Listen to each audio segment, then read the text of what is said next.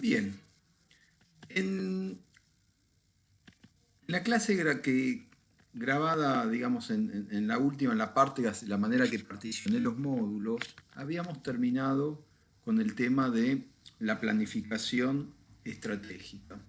Y habíamos visto que el resultado de esa planificación estratégica consiste básicamente en las principales definiciones marco, digamos, sobre las que va a estar basada la auditoría. Entonces, una de las cuestiones que habría que resolver, dijimos que era si íbamos a aplicar un enfoque de cumplimiento basado en controles o un enfoque sustantivos. Pero las otras definiciones no menores tienen que ver con, por un lado, establecer la materialidad en relación a la opinión, dijimos, o sea, que va a ser normalmente un porcentaje sobre los resultados netos antes de impuestos, cuando la empresa es con fines de lucros y en la medida que no haya volatilidad de resultados.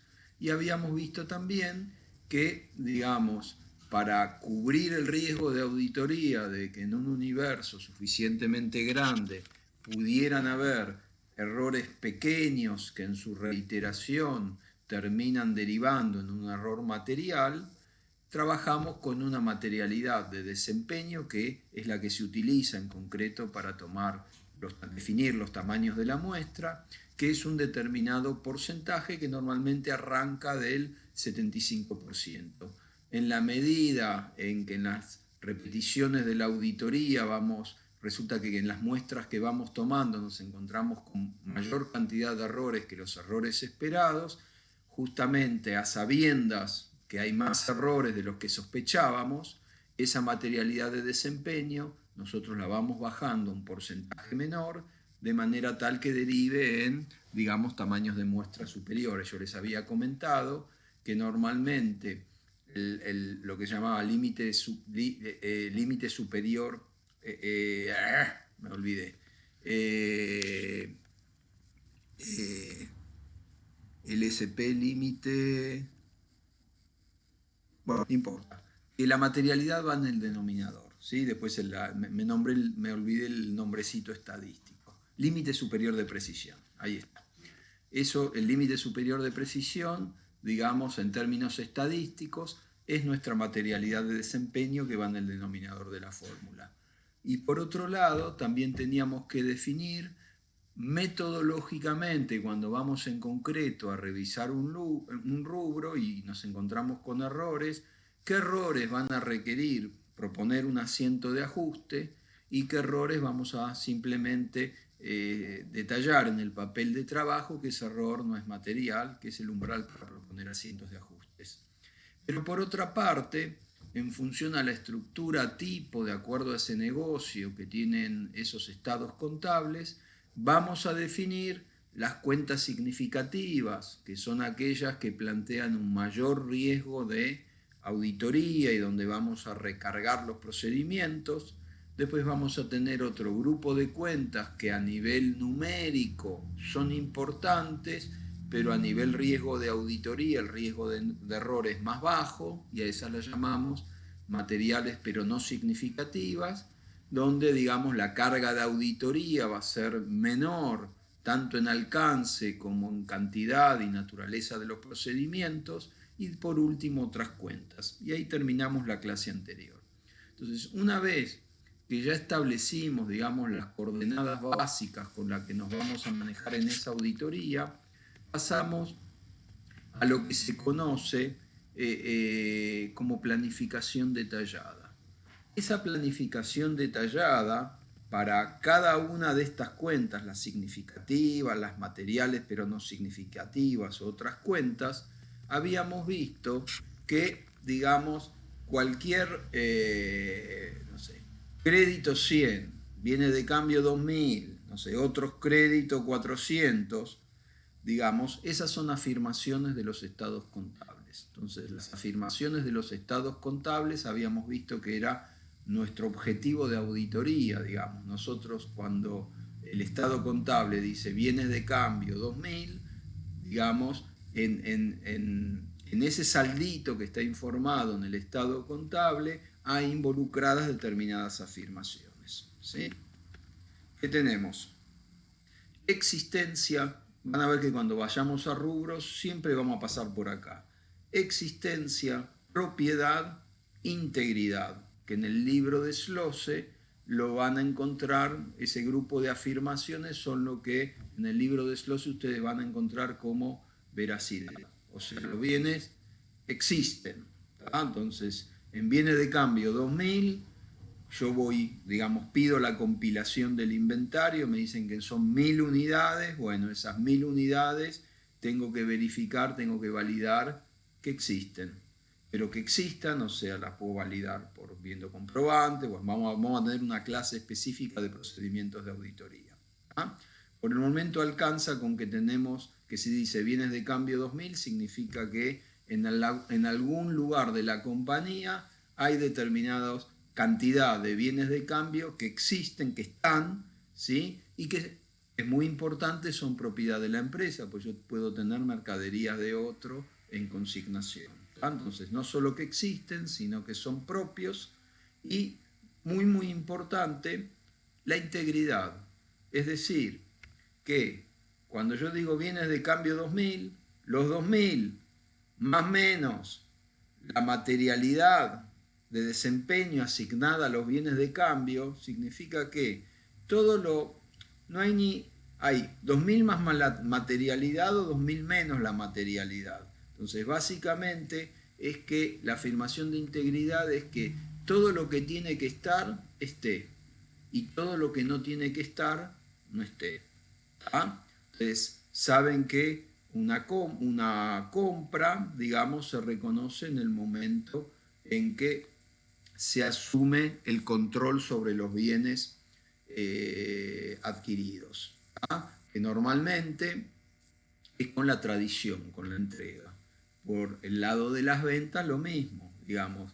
La venta se configura cuando uno transfirió control, cuando uno le entregó los bienes o servicios requeridos por cliente y el cliente dice, firma el remito y dice, recibí conforme.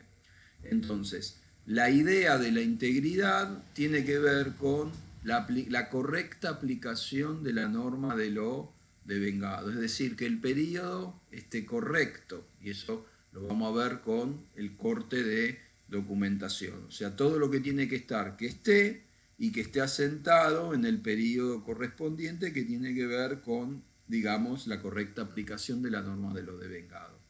Entonces, básicamente, las afirmaciones de veracidad y el grupo de integridad que existen, que son propiedad, ¿sí? Y que están íntegros, normalmente ahí es el territorio, lo que tiene que saber el auditor son procedimientos de auditoría y algo de estadística. ¿ah? A partir de ahí, el bien de cambio 2000 es 2000 de acuerdo a un criterio de evaluación. Entonces, el auditor tiene que conocer los criterios de evaluación aplicables a el rubro cuya afirmación uno está evaluando. Digamos, la afirmación de evaluación significa que está bien valuado. Entonces, si es bien de cambio y es en Argentina, eso tiene que estar al costo de reposición o reproducción con límite en el valor neto de realización. Si es norma internacional, tiene que estar al costo con límite en el valor recuperable. Y, por otra parte, tiene que estar bien expuesto. Ustedes saben que en el estado contable, toda la información, vieron que dice normalmente abajo, las notas y anexos que se acompañan forman parte integrante de este estado. O sea, no solamente bienes de cambio 2000 o créditos, no sé, X, sino que todas las revelaciones que me exige el corpus normativo con el que estoy trabajando tienen que estar, digamos, en los estados contables. Entonces, la cuestión esta de evaluación y exposición requiere que el auditor tenga un conocimiento de la norma contable profesional. Por eso van a ver que cuando vayamos recorriendo rubros, yo les voy a ir indicando que, bueno, para este rubro lean la RT, no vamos a hacer todo con norma local. Entonces, la RT 16, la RT 17, cuando veamos participaciones societarias, les voy a decir, recorran la RT21, etcétera, etcétera. ¿Tá? Entonces, esto es lo que tenemos que comprobar.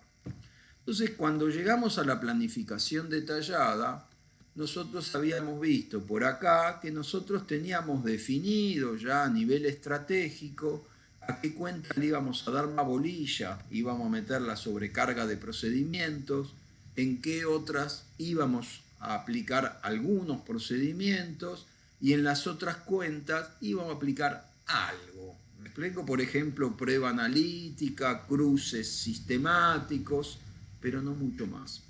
Entonces, cuando llegamos a lo que se conoce con la planificación detallada, es donde para estos tres grupos de cuentas que definimos en la planificación estratégica, para comprobar las afirmaciones de los estados contables que acabamos de ver, vamos a definir en concreto la naturaleza de los procedimientos de auditoría que vamos a aplicar, es decir, ¿qué se entiende? O sea, la afirmación de existencia.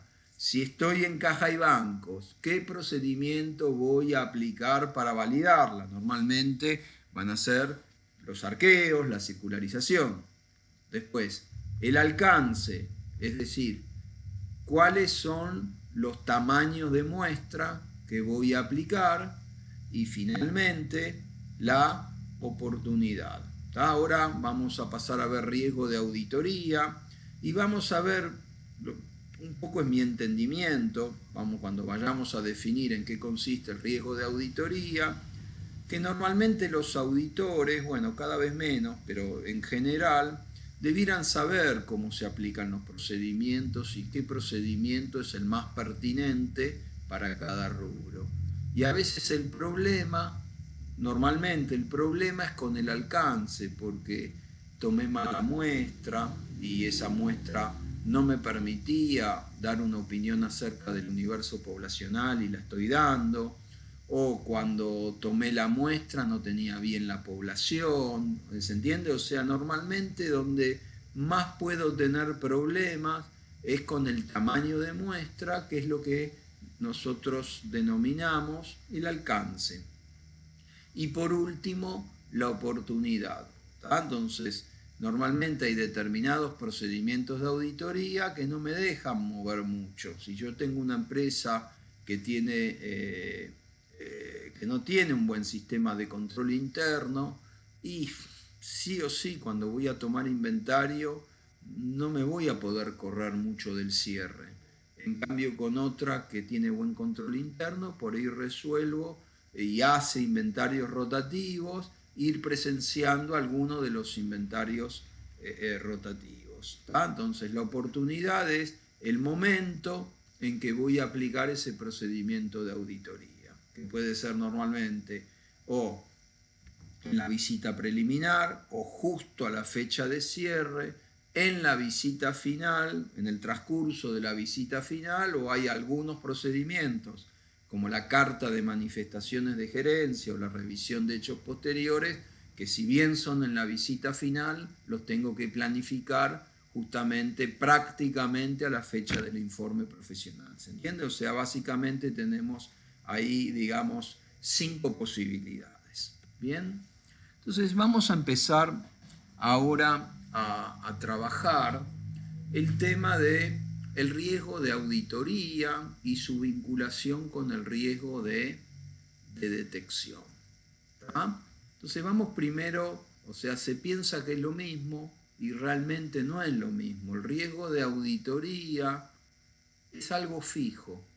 En cambio, el riesgo de detección es, vamos a ir viéndolo ahora con mayor detalle, es algo con lo que juega el auditor para hacer su tarea más eficiente. Digamos, la tarea de auditoría en el fondo es una tarea de vagos, porque uno, digamos, cuanto menos horas hombre le pone y logra el objetivo, es como que esa auditoría está mejor concebida y mejor planificada. ¿Ah? Entonces vamos primero a definir el riesgo de auditoría.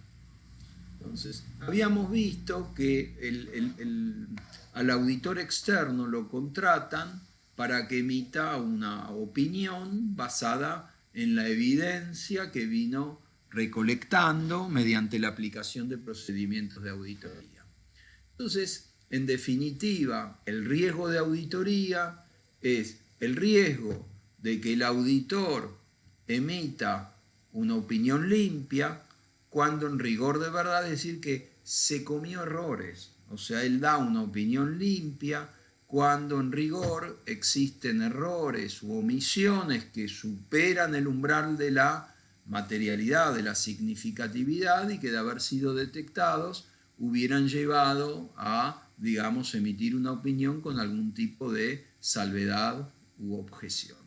Entonces, cuando ustedes vayan a la RT37, van a ver que la RT37 detalla, digamos, las cuestiones que pueden llevar a que, digamos, falle la auditoría del auditor, o sea, el riesgo de auditoría.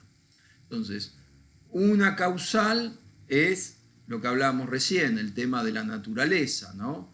Es decir, que el auditor haya elegido mal los procedimientos, cosa que es medio difícil, porque eso está medio estandarizado, o bien que los haya elegido bien, pero los haya aplicado mal. Entonces van a ver que cuando nos metamos a ver procedimientos de auditoría, yo en algunos casos voy a ir marcándoles algunas pautas que si no se cumplen es mejor no hacer nada, es mejor quedarse en su casa y no hacer nada, porque en el fondo ese procedimiento está mal aplicado.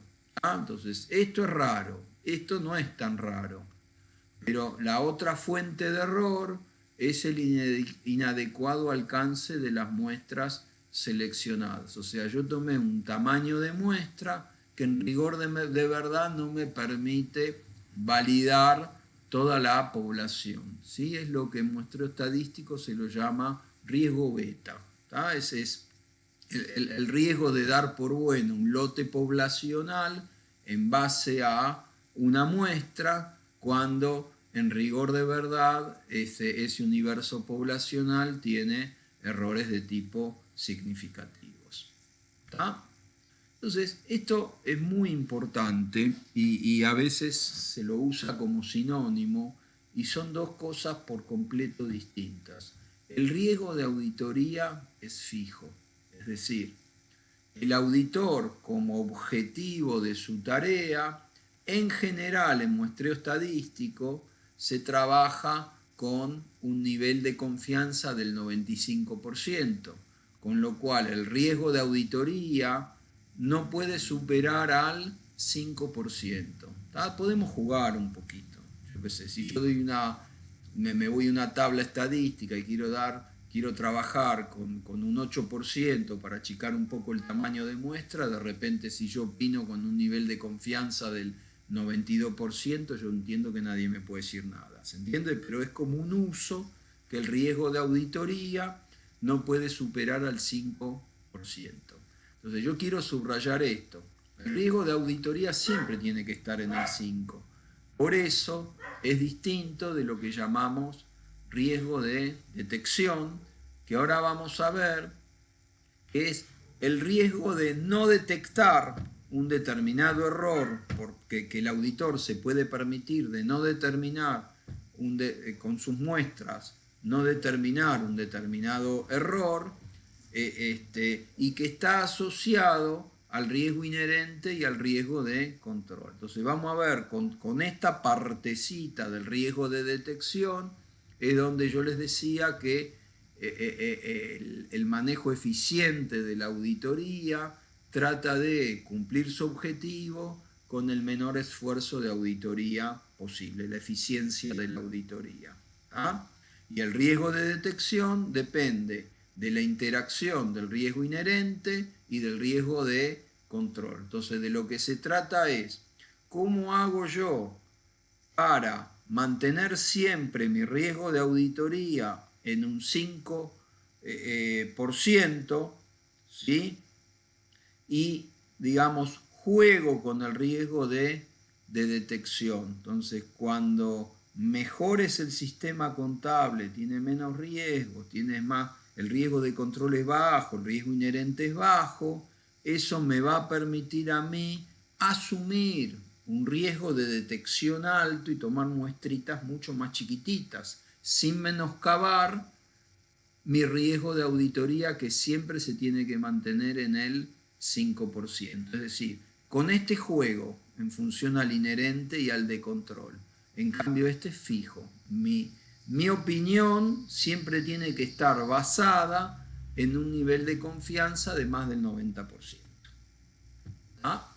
Entonces vamos a entrar a definir. Ya esto lo habíamos visto medio de pasada digamos, en el módulo, en la clase anterior que les grabé, pero ahora lo vamos a ver con un poquito más fino. Entonces habíamos definido al riesgo inherente como todos aquellos riesgos que son estructurales, que son independientes del sistema de control interno del ente. El ente con ese tipo de riesgos no puede hacer nada, por eso van a encontrar que digamos que por más que quiera la compañía no los puede mitigar, son cuestiones de contexto, de estructura, del tipo de negocio, por eso se dice que están adosados al ente, son estructurales. En cambio, el riesgo de control son todos aquellos puntos de los circuitos operativos de la empresa donde el sistema no provee de los elementos suficientes o de los controles suficientes como para prevenir, detectar y corregir un error significativo en la información contable. ¿Tá? Entonces, estos dos riesgos, el inherente y el de control, son propios del ente. En cambio, el riesgo de detección, el auditor, vamos a ver que mediante determinadas matrices califica el riesgo inherente de la compañía, trata de identificar los riesgos inherentes, hace la evaluación de control interno que habíamos mencionado y que vamos a tener un modulito, digamos, especial más allá del pasaje por rubros, evalúa el riesgo de control, los controles, ¿sí? Los sistemas contables de la compañía, califica, ¿sí? Ese riesgo de control y en base al interjuego del riesgo inherente y del riesgo de control define el riesgo de no detección, o sea, ¿se entiende? De detección se lo llama, pero en realidad es el riesgo de no detección que él puede asumir sin menoscabar el objetivo de que el riesgo de auditoría no supere a ese 5% que habíamos fijado. ¿Tá? Entonces, ¿cómo trabaja el riesgo de detección en relación con el riesgo inherente y el riesgo de control?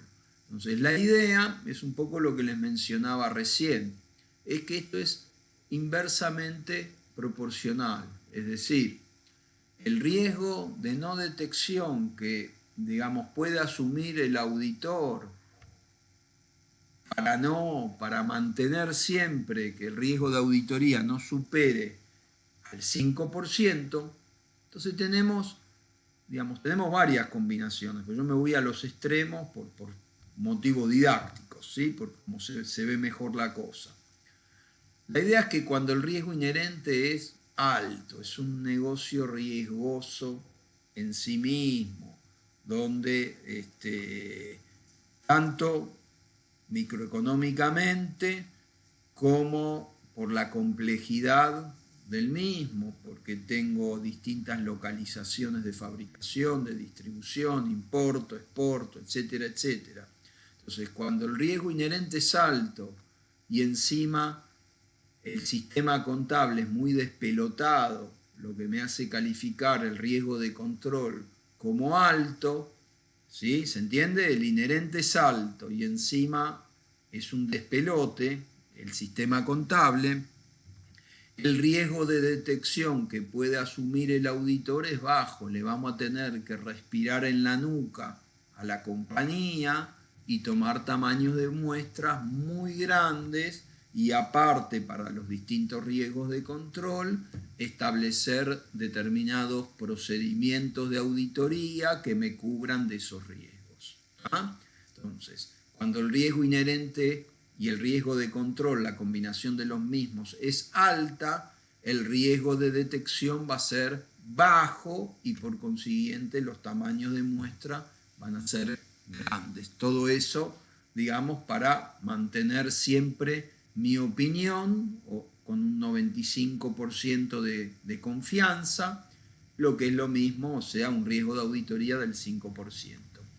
En cambio, si el negocio es un negocio tranquilo, ¿tá?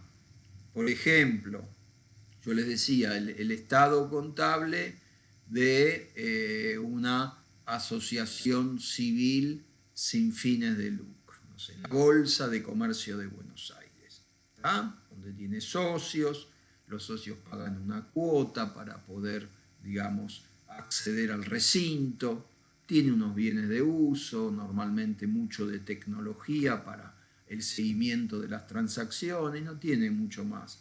Y si encima el sistema contable es bueno, ahí tenemos un riesgo inherente bajo, un riesgo de control bajo y por consiguiente el riesgo de detección que se puede permitir el auditor es alto y va a trabajar con tamaños de muestra más chicos y así todo va a poder seguir manteniendo a raya su riesgo de auditoría en no superar el 5%. ¿Tá? Entonces, el auditor normalmente esto realiza, digamos, evalúa el control interno, ahí va a tener, digamos, dejar documentado, digamos, todo lo que surge de esa evaluación, los riesgos inherentes, elabora un memorándum de evaluación del riesgo donde de alguna manera, y ahí casa, digamos, el charango, y tiene que de alguna manera establecer, bueno, cómo calificar esos riesgos inherentes y esos riesgos de control con un criterio razonable. Entonces, siempre en auditoría hablamos, nada es perfecto, todo es razonable. Y la razonabilidad, esto lo voy a decir varias veces a lo largo de, digamos, de la cursada, es como una ancha playa que termina en lo irrazonable. ¿Me explico? O sea, mientras yo puedo decir, bueno, esto es razonable, otro piensa que no es tan razonable, pero mientras tengo argumentos suficientes como para que cualquier tipo que me va a evaluar o mirar los papeles de trabajo, diga, no, mira, esto es un disparate, estoy en el marco de la razonabilidad. Entonces, la idea es que uno todo esto en cierto modo lo matematiza, porque cuando uno llega a un tamaño de muestra, dice, bueno, yo tengo una población de 5.000 ítems, quiero trabajar con estos riesgos, ¿cuál es mi tamaño de muestra? Entonces, en definitiva, uno juega con todo eso para ir a la tabla estadística a definir el tamaño de muestra. Entonces, tiene que llegar a un número. Y como uno califique estos riesgos inherentes y de control, de alguna manera lo tabula para después ingresar a la tabla estadística. Que normalmente en las Big Four eso ya está metido en los enlatados, es medio para los auditores o para la gente que trabaja con esas herramientas, normalmente es una caja negra, vamos cargando los datos y sale el tamaño de muestra, ¿se entiende? Pero detrás de eso están estos conceptos que nosotros estamos viendo. Entonces, en definitiva, uno puede armar 3 categorías, puede armar 4, 5, etcétera, etcétera. ¿Tá? Entonces, básicamente uno tiene mínimo cuando es no significativo, no hay factores de riesgo y por lo cual considera que la probabilidad de error es remota. Lo de mínimo no existe, pero bueno, no importa. ¿Se entiende? O sea, es una idea conceptual. Bajo, cuando por ahí es algo significativo, hay algunos pocos factores de riesgo y la probabilidad de error estamos dentro de lo improbable, es decir, menor al 50%. Medio es cuando es significativo, hay algunos factores de riesgo y hay probabilidad de errores, más del 50%, hasta el 75, 80. Y alto es cuando es muy significativo, puede haber muchos errores involucrados y se entiende que esto es probable. Si yo, digamos, esto para transacciones, si estoy evaluando situaciones contingentes, bueno, por ahí utilizo esta misma tabla, pero hay trabajo con más probable que menos probable. Bueno, todo eso lo vamos a ir viendo cuando lleguemos. Entonces, ¿qué pasa? Yo hice el riesgo inherente. ¿Se acuerdan que cuando tomábamos conocimiento del negocio, interesaba ver, digamos, si una compañía es tecnológica, tiene un grado de obsolescencia muy rápido, tiene muchos competidores, requiere mucha inversión? Bueno, todo eso hace que el riesgo inherente sea alto. Entonces, cuanto mayor riesgo inherente tengo, o sea, puede haber posibilidad de que meta la pata, pero no porque algo esté funcionando mal en el sistema, es más riesgoso por sí mismo, le tengo que meter mayor alcance. Fíjense que no estoy hablando de la naturaleza, estoy hablando del alcance. Al ser un negocio menos riesgoso, por ahí con menos evidencia, digo, bueno, la verdad que estoy cubierto, porque acá la verdad es que es poco probable que haya factores estructurales que me lleven a error. En cambio, cuando estoy en un negocio que tiene muchas complejidades, políticas contables complejas, muchos lugares donde puedo tener problemas de integridad, ahí el riesgo inherente, pero no porque está mal el sistema, sino por las características del negocio, ahí el riesgo inherente es alto y me lleva a tener que buscar mayor cantidad de evidencia. Evalué los sistemas de control. Entonces hay veces, cuando uno habíamos visto en la planificación estratégica, que si uno le entra un sistema de control interno y ya ve que es un desastre, que está mezclada la cobranza y los pagos, que uso los cheques que cobro para pagar a los proveedores, que el dueño se lleva plata, le da a la esposa, se hacen retiros, a veces no están registrados, hay que insistir para que se registren. Bueno, todas las vicisitudes que suelen pasar en la práctica en las empresas de tipo familiar, yo directamente digo, ¿sí? Como el riesgo de control es altísimo, voy a hacer, ¿se acuerdan? Enfoque de tipo sustantivo, porque esto es altísimo, con lo cual no voy a depositar nada de confianza en los controles, porque esto es todo un descontrol, lo cual me lleva a hacer prueba directamente sustantiva.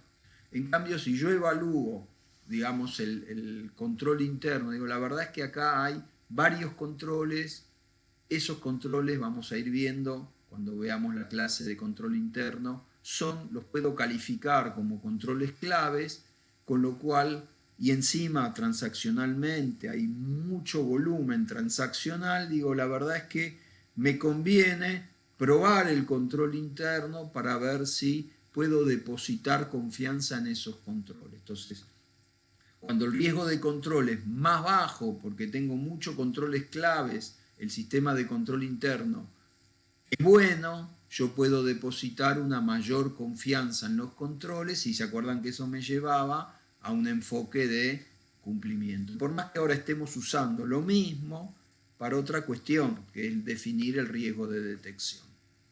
Entonces, dijimos, tenemos en un eje, ¿sí?, el riesgo inherente, ¿sí?, y en otro eje tenemos el riesgo del control. Entonces, el riesgo de control y el riesgo inherente habíamos visto que le corresponden, más para no repetir inherente, le corresponden a la compañía. En cambio, el riesgo de detección es algo que tiene que resolver el auditor. ¿Tá?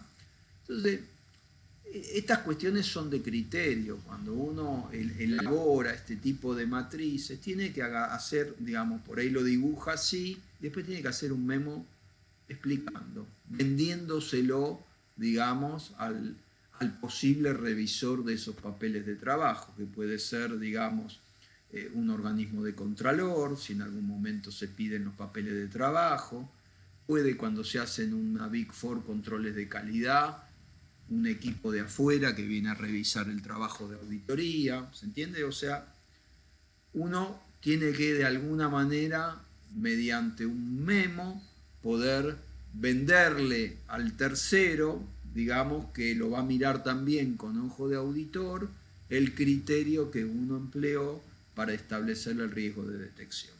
Entonces, lo más fácil son las puntas. Si yo tengo un riesgo inherente alto, o sea, el negocio, la competencia, todo tiene muchos aspectos de complejidad, y encima el riesgo de control es alto, porque todo esto es un despelote, yo ya sé que mi riesgo de detección tiene que ser bajo. No me puedo permitir distraerme, tengo que tomar tamaños de muestras bien grandes, por eso esto está en rojo de peligro. En cambio, cuando el riesgo inherente es bajo y encima el riesgo de control es bajo, yo me puedo permitir un riesgo de detección alto. ¿Se entiende? Voy a trabajar con tamaños de muestras más chiquititos, por eso está en verde. Yo, y este es mi enfoque, yo lo coloreé esto, le doy más bolilla al riesgo de control. Entonces, toda vez que el riesgo de control es alto, estamos en la gama de los rojos. Bueno, esto lo puse naranja, lo puedo poner un poquito más oscuro, más claro, pero en definitiva, cuando el riesgo de control es alto, yo tengo que tener cuidado. ¿Me explico?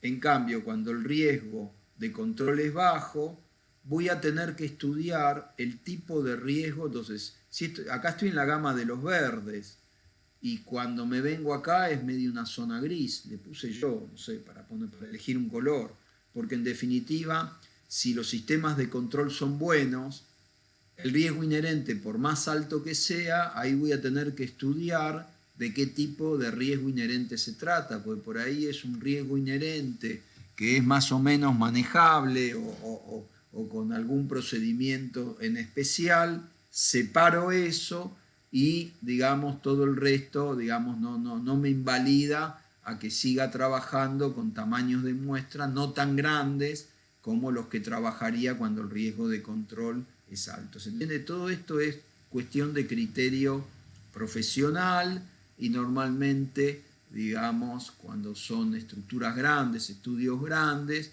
esto que es ponerle cabeza lo tendría que definir el socio con el gerente a cargo, ¿no? Bien, y ahí terminamos nuestra próxima clase.